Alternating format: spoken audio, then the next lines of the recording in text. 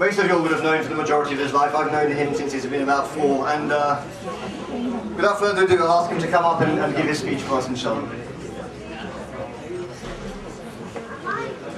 Jazakallah, thank you very much, Shamique. Assalamu alaikum, everybody. First of all, thank you very, very much once again for coming to this event, our second premier event that we have here.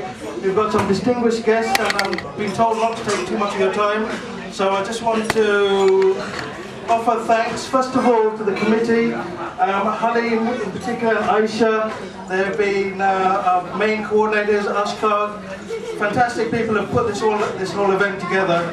It's a team event, and I can't go on without, first of all, thanking Allah and thanking this team, which is a fantastic team to work with. Obviously, I want to thank my family as well with regard to how things have been. They've been putting up with a lot from me recently, so I just want to thank them again, my wife, my mum, children as well, thanks to Yusuf for his recitation.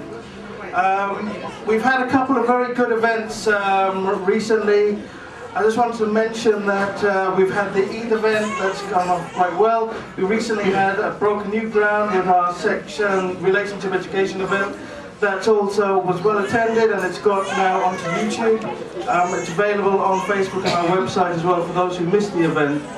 We've got some fantastic new events coming up as well. At the end of this month, we've got our inaugural Sisters Only event, our ladies event.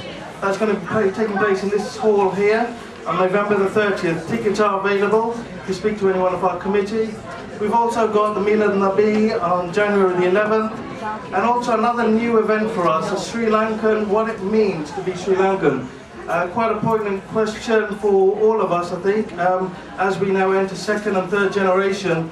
What is the Sri Lankan part of this Sri Lankan Islamic Association? An event that's coming up in the new year, probably early February is what we're aiming for. So some exciting things to look forward to as well, inshallah. One other thing I've been asked to remind people on is the membership. There's been a lot of queries here with regards to membership and what we've had here. We've got a membership hot desk outside, manned by Brother Shifaz. Any queries on updated details, things like that, membership payments, admin side, it's a big headache for all of us. It's a big thing for all of us to keep on track of, as it is with any charity. So we like to keep on top of it, we like to keep our governance ready, and we like to keep your details, make sure that you're being told what's happening and keeping you all informed. So that membership hot desk is outside. As soon as whenever you feel like, just have a word with Shifaz and he'll walk you through it. The final thing I really want to do is talk back to this time last year, and just to give you guys an update on what's been happening. This time last year, we, alhamdulillah, celebrated our 40th year. Our 40th year in existence since the founders started this organisation. With that 40th year, we put a promise to you to do an orphanage program to raise money to support orphans back in Sri Lanka. We entered a very strong partnership with Muslim Aid, and throughout this year, I just wanted to personally give you an update of what's been happening here. I've been working, and we've been working with Muslim Aid throughout this year, putting together a proper plan. We raised, alhamdulillah, on the night £6,000. Muslim Aid have very kindly doubled that amount of money, so we've got £12,000. And really, what we've been working on is what that plan of how that money is going to be spent over the coming years and where it's going to. We've got a document that I'm not going to bore you with at the moment. It's available. If you want to come and see that document and the plan, please feel free to come and speak to me personally. I can send it to the email. We've also got a very high-level presentation. I can go through the part of the presentation here now, but as I said, this will be available on the internet as well, so we can go through it then. Okay, sure. So basically, this is our first introduction here with Muslim Aid. As I said to you initially, we're working with Muslim Aid. We've also got partnerships with National Zakat Foundation. The ladies event will be working with Orphans in Need. So we're doing a lot of teaming up, and we're doing a lot of partnerships with other charities here, where we're raising money and trying to give something back to the community. Muslim Aid in Sri Lanka. we've developed a child support program, which is part of their rainbow family. Basically, we've been reviewing different parts of Sri Lanka, looking at their areas, and with Muslim Aid in Sri Lanka, they're currently sponsoring 298 children in places like Trincomalee, Kandy, Colombo, Batticaloa, and Mana. In Mana, this is a place called Mana, northwest Sri Lanka, I think it is. We've got a division called the Masali division, where we have agreed to give this sponsorship, this money. Here we're helping 14 children over a 3-year program, where we're going to be working with them, giving them education, giving them mentoring, giving them the life skills to basically work through their life, and giving them the sustainability to continue their life, not only for them, but the beauty of the Rainbow Foundation, it works with the society around them as well. So inshallah, I'll be giving that community another skill moving forward. The Mosaic division, southern division in the Mana district, northwest Sri Lanka, it's the only division where we've got the largest Muslim community living in Presidents there, whereas normally it's the Tamils that are the majority. So this is one of the reasons why we picked it out. 16,000 Muslim families in an earlier census were living there. The standard situation, you've seen the stories here, where the families are basically not capable of feeding themselves. They're being part of the relocation, the resettlement program, which hasn't really happened in Sri Lanka since the LTTE, the Tamils and all the rest of it had the they were moved out. So we've done a lot of work, we've done the research, and this is the program that we're trying to look at.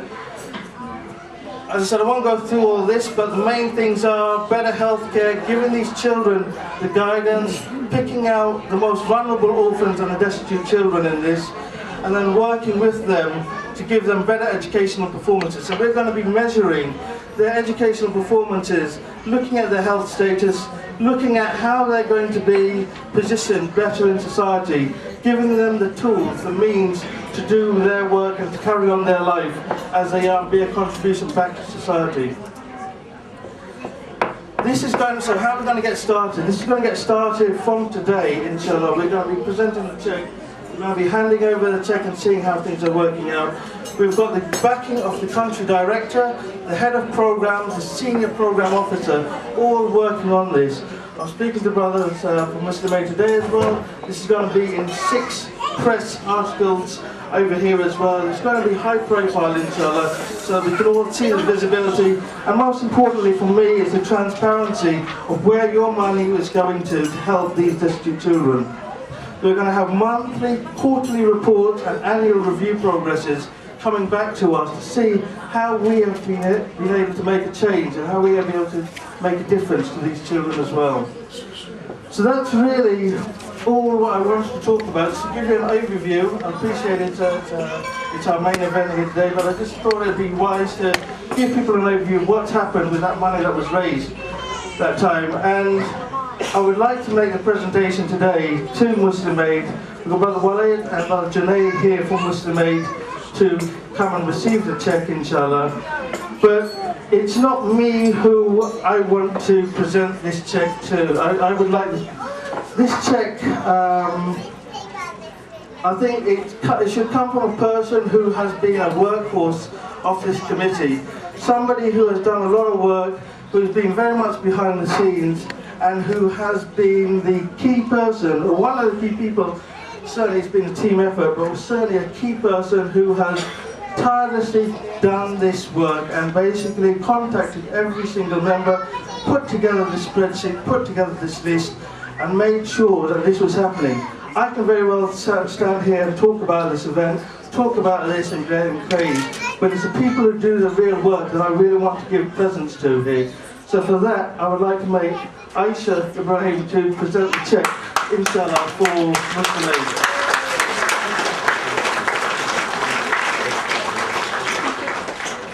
Well, Walayat and Brother Junaid, I'd like you to come up and receive the cheque, inshallah, please. Brother Walayat is an MBE from Muslim Aid, and Brother Shamique works with him as well. Inshallah, we'll take a look.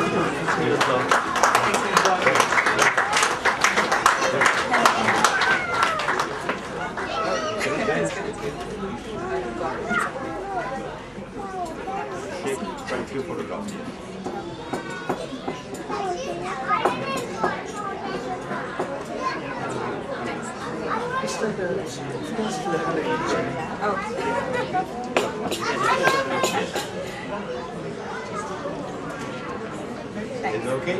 Yeah, take one more. Thank you. Thanks very much. Yes. I just want to, Brother Walayat, you just keep receipts, so just wanted to say a couple of words just as a reception. Bismillahirrahmanirrahim. Nahmaduhu wa nasta'inuhu wa nusalli ala Rasulil Kareem, amma ba'd. All praise be to Allah subhanahu wa ta'ala, the most gracious, the most merciful, sustainer and cherisher of the world.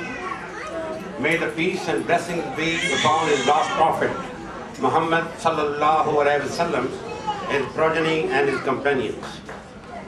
Having said that, honorable dignitaries, respected brothers and sisters of Islam, Assalamu alaikum wa rahmatullahi wa barakatuh.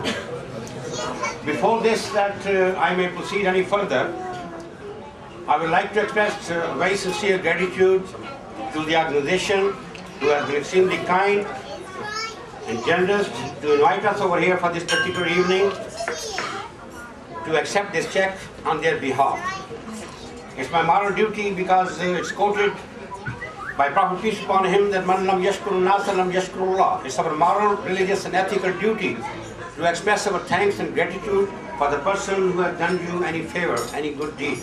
So that's what I'm doing on behalf of the international NGO Muslim Aid. As far as the international NGO is concerned, it does not need, I always say that, on various forums I have said it, that my organization, alhamdulillah, I'm jolly proud to say that we are one of the leading charity based here in the heart of the city, based in Whitechapel, and we are operating for the past 19 years. And it's all with the kind cooperation of the brothers and sisters right across the country through your kind donation in the form of sadaqah, zakat and lillah. If it was not due to your contribution, I would be standing here and accepting the check on this behalf. So all the credit goes to the people who are generous and those who are considerate, and they're fulfilling their obligation and they're supporting us. One very good news which I would like to share on this occasion, on 16th of October, that's the credibility and the status of my organization I represent. On 16th of October, the charity time, you can go onto their website and see, Charity Time has declared Muslim Aid the best international NGO in the land. So that was a great honor for us. We accepted because it was all agreed and unanimously decided by the independent panel of judges that our performance on the international scenario, regardless to the color, creed and religion, this is what we are performing, and our logo is to serve the humanity, no matter who they are. And as far as Sri Lanka is concerned, it's very close to our heart. As Brother Saleem has said, it's a shame that Mr. Saleem is not here, who happens to be our country director, and he's a part and parcel of the organization. We know the family, he's a part of Muslim Aid. He has been the country director for a long time, but today he couldn't make it somehow or the other. But still, we've got the country director over there, and he has sent us very encouraging news, which I would like to share, because you come from that particular part. The Aman Azhar is a young chap, he's in the primary education from Batticalow. He got the second, he's the one who's being sponsored through your kindness, through Muslim Aid. He got the second position with the highest marks in the whole district. That's just a glimpse, that's just a tip of the iceberg.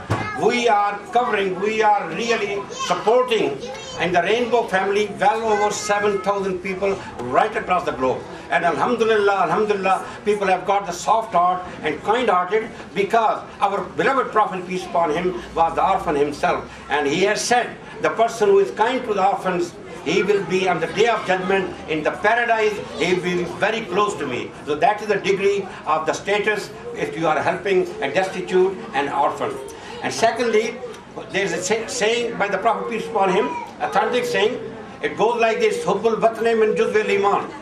The simple translation in the layman terminology is that to love your country and to have the affection and dedication for your country is a part of your iman. So I'm jolly pleased that I can see the house is almost full. An excellent job the committee has done, and that you are supporting your country. That's your obligation. At the same time, we live in this country. It's our moral and obligation that we have to be sincere and cooperative and contributing factor to this country at the same time. I won't take much of your time. Once again, many thanks for your contribution. Keep it up. Muslim Aid is there to help you out, and we are working. I can assure you, I can go on and on, but I won't take much of your time. Sri Lanka is very close to us, and we are working for the past many years, particularly since as the tsunami started. And we have got our own office there. A lot of people working for us. They are being supported by Muslim Aid from the head office. So keep supporting Muslim Aid, and we will do our best to come up to your standard. Jazakumullahu khairan. Shukran jazeelan. Thank you very much. Brother Khokhar MBE made about the fact that we are British Muslims. We are from Sri Lankan heritage, majority of us, but we are British Muslims. And how many of the Muslim organisations in the UK know that we are in existence here? How many of them are aware of us? What are we doing as a Sri Lankan British organisation to promote the presence of Sri Lankan Muslims in the UK? To some degree it's a paradigm shift, I think, for this organisation that Saleem has clearly spoken about previously. And it's fantastic that in terms of money we have been able to raise £6,000.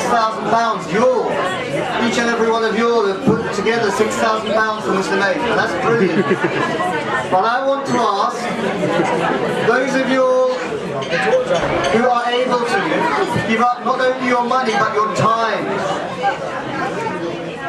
I went along to an organisation called Mosaic. Many of you would have heard Akil Ahmed speaking at the last Eid function on Mosaic, and I think it touched the vast majority what I would give to be able to keep you guys quiet for 45 minutes like he did. I went on a special tour that they arranged called Seeing is Believing. This tour is going around to some of the most deprived areas of London. I went to a school in King's Cross called the Elizabeth Garrett Anderson School. Socio-economic class 5. The vast majority of children in that school have one parent. A percentage of them have no parents from foster families. We also went to a school in Tower Hamlets. Again, one of the most deprived areas of this country. Mosaic, the organisation, the leaflets on your table about them. They go into these schools and they ask for people to volunteer as mentors. So many of you are in a position where you'll do regular presentations to your clients, to your businesses, to get the bucks coming in to be able to pay the bills.